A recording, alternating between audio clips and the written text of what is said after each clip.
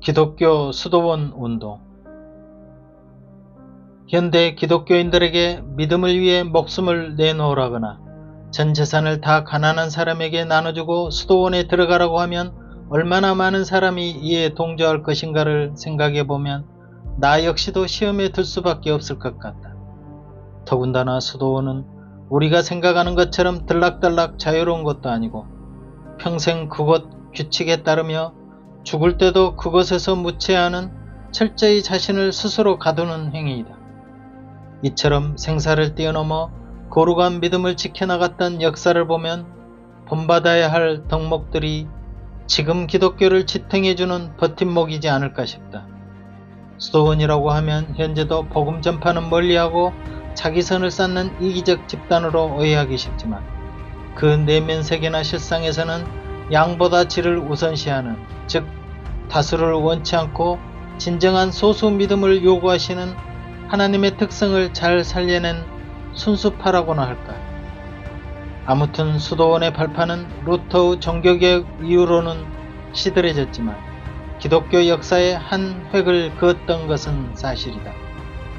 수도원은 처음부터 단체가 형성되었던 것은 아니었고 개인적으로 자신을 수련하는 수도사가 모여 형성되었다.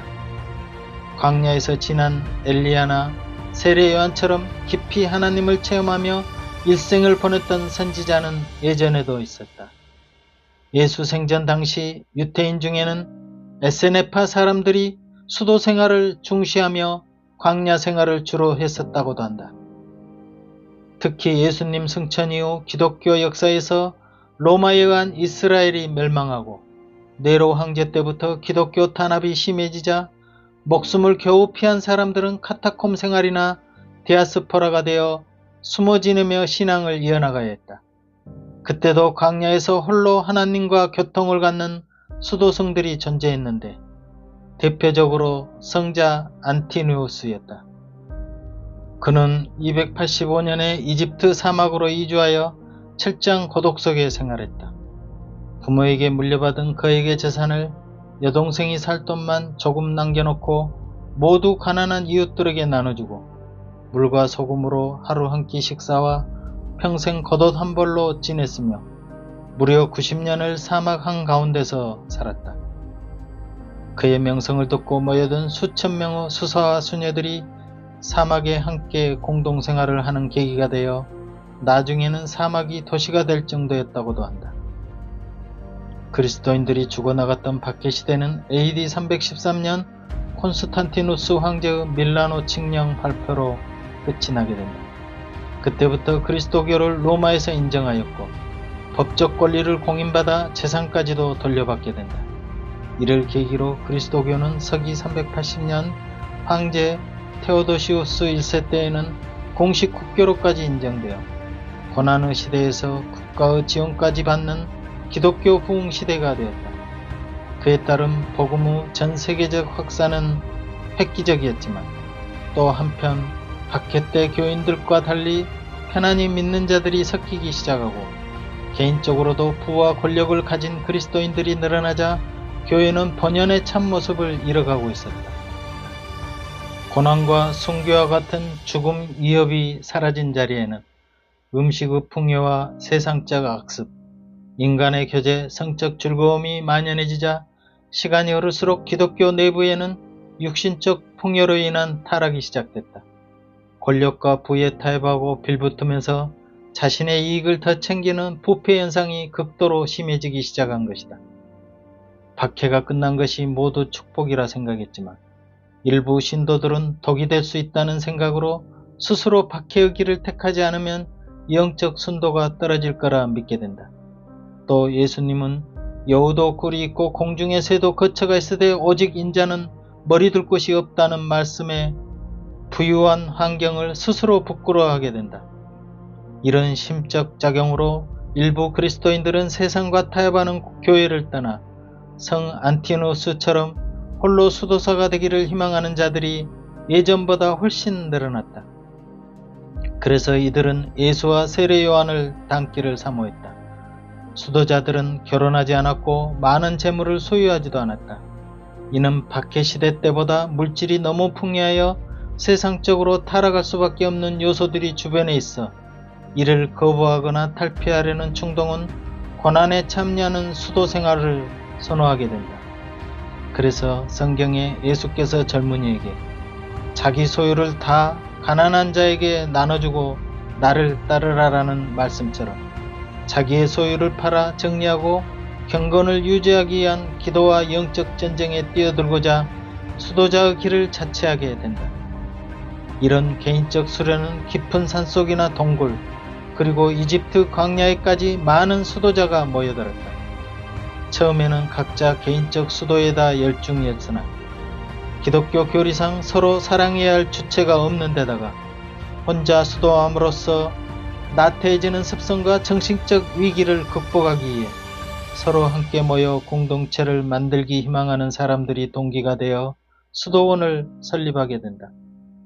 이제 수도원은 운동으로 발전되었고 기독교가 국가와 더 친밀해지면서 교회에 스며들어온 부도덕과 세속주의와 방탕을 피하려는 더 많은 신도가 참여하게 되었다. 수도원의 수도사들은 매우 엄격한 경건을 실천했기 때문에 그들은 박해시대 순교자들을 대신하여 교회의 영웅으로 추앙받았다. 수도사들의 규율과 자기 부정은 각색처럼 보일지라도 그 정기를 통해 수세기 동안 칭송받으며 경건의 모범으로서 전설적인 위치를 점했다. 그러니까 로마 중세시대 500년에서 1500년 사이, 즉 476년 서로마 제국의 멸망과 1453년 동로마 제국의 멸망 시기까지를 로마 중세로 본다면 그때 가장 많은 수도원의 공동체가 형성되어 사회에 지대한 영향을 끼쳤다고 볼 수 있을 것이다. 동방교회의 수도원 운동은 서방보다 훨씬 더 먼저 발전했다. 동방의 수도사들은 금욕의 실천에서 더욱 엄격했다. 동방 수도사 중 가장 널리 알려진 인물들은 테베의 바울, 성 안토니우스, 시메온, 파코미우스, 대바실레이오스 등이다. 교부 시대의 서구 수도자 중 가장 주요한 인물은 누르시아의 베네딕트였다. 베네딕트는 480년 이탈리아에서 태어난 그리스도교 성인 가운데 한 사람이며 로마 카톨릭 교회와 성공회에서는 유럽과 학생들의 수호 성인으로 공경받고 있다. 그는 청년기에 유학차 로마로 갔을 당시 교회의 도덕적 타락의 회의를 느끼고 은수 생활을 시작으로 철저히 기도에 몰입하였다. 절벽 중앙에 있는 곳에서 줄을 달아맨 빵을 먹고 수도했으며 나중에는 목축 생활도 하고 목동들에게 설교를 하기도 했다. 그의 명성이 널리 펴지면서 이탈리아 수비아코에 12개의 수도 공동체를 세웠는데 나중에 이탈리아 남부에 있는 몬테카시노 산으로 자리를 옮겼다. 그가 세운 몬테카시노 대수원은 서방 수도원의 발생지가 되었으며 오늘에 이르기까지 베네딕토회 총본부가 되고 있다. 베네딕토가 수도자들을 위해 쓴 베네딕토 규칙서는 그의 가장 위대한 업적이라고 할 수 있다. 이 규칙서는 수도회의 수도사들을 위해 작성된 계율을 기록한 규칙서로서 거기에 나타난 그의 규율은 균형과 중용, 합리성을 두루 갖추고 있었으며 중세에 세워진 대부분의 교회 공동체는 이런 베네딕토 정신을 받아 세워졌다. 그 결과 베네딕토 규칙서는 서방 기독교 가장 영향력 있는 규율 가운데 하나가 되었으며 서방 수도 생활의 초석이 되었을 뿐 아니라 교회의 영성과 서유럽 문화 진흥에 큰 영향을 끼쳤다. 이러한 연유로 베네딕토는 종종 서방 수도 생활의 아버지라고 불린다. 7세기부터는 여성 수도회에서도 성 베네딕토 규칙서를 받아들인다. 평화와 기도하고 일하라라는 베네딕토 연합의 좌우명은 규칙을 통해 15세기가 넘게 사용됐으며 서방 수도의 근본으로 여겨지기도 한다. 베네딕토의 선한 생활에 대한 72가지 조언은 하라 하지 말라의 명령적 훈조로 작성되었다. 사실은 마음을 다하고 정신을 다하고 힘을 다하여 주 하나님을 사랑하고 내 이웃을 자기와 같이 사랑하라라는 말씀 안에 모든 것들이 다 들어있듯이 1조와 2조에 바로 이 내용 그대로를 담고 있다. 그 다음에는 십계명사, 그리고 성경을 바탕으로 해야 할 것과 하지 말아야 할 72개 항목이 나열되어 있다. 이렇게 상세히 규제 내용을 피력한 것은 누구나 이 규칙을 넘어설 가능성이 있는 육체를 가지고 있기 때문일 것이다. 이는 그럴 가능성을 사전에 방지하는 차원이며 율법적인 것 이상을 뛰어넘는 자율적이면서도 그리스도적인 생활 지침이기에 진리를 쫓는 채찍과 같은 조언들이다. 그러므로 이런 저항들로 날마다 거울처럼 비추어 보면서 자신의 죄값을 더 깊게 성찰할 수 있었고 끝내 버리지 못하는 자기와의 싸움에서 진정한 진리를 발견해 나갈 수 있었을 것이다.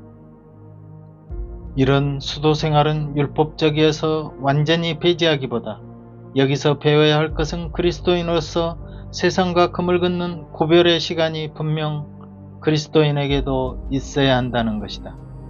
물론 누구든 완전히 세상을 떠날 수는 없는 것이지만 대신 세상을 사랑하지 말라는 말씀은 성경에도 있다.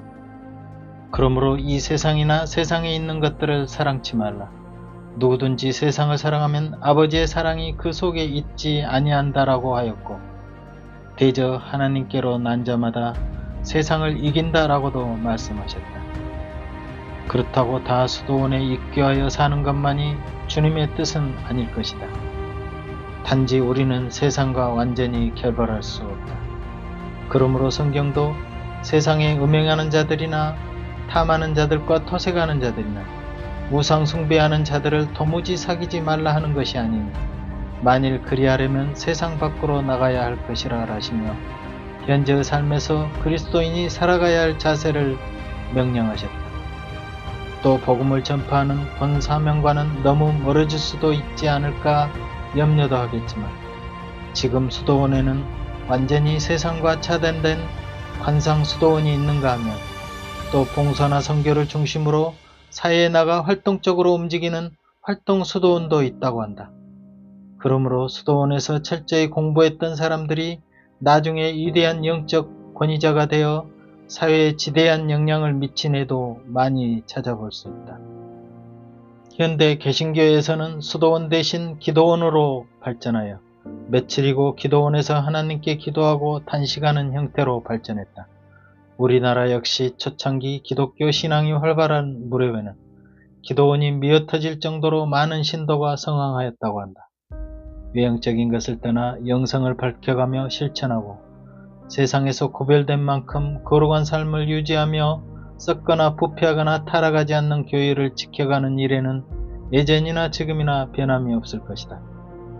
그리스도인이 갖춰야 할 덕목에는 수도원에서 가장 중요시하는 핵심 지표 3가지를 되새겨볼 필요가 있다. 첫째는 독신이다. 물론 성경에는 꼭 독신해야 한다는 것은 아니지만 내가 혼인하지 아니한 자들과 및 과부들에게 이르노니 나와 같이 그냥 지내는 것이 좋으니라. 만일 절제할 수 없거든 혼인하라 라고 하여 독신을 권장하나 나머지 선택의 여지를 남겨두셨다. 둘째는 청빈이다. 하나님의 사람들이 가장 지켜내기 힘든 것이 바로 이 청빈일 것이다. 하나님을 따르기 위한 가장 큰 장애물이기에 성경에도 젊은이는 전 재산을 팔아 가난한 사람에게 주라고 하였을 때 그것을 고민하고 갔다고 되어 있다. 하나님과 재물 2가지를 다 겸하여 섬기기는 어려운 이야기라는 말이다. 더군다나 가정을 꾸리고 있는 사람들에게는 자신 아닌 가정까지 생각해야 할 처지이므로 이를 완전히 벗어내기는 쉽지 않다. 그래서 수도사의 조건 중에 애초부터 독신을 원하는 이유도 혹시 물질적인 것을 염려할 위치가 있게 되면 당연히 마음이 세상에 쏠리게 되므로 이를 처음부터 차단하기 위한 조건이기도 했다.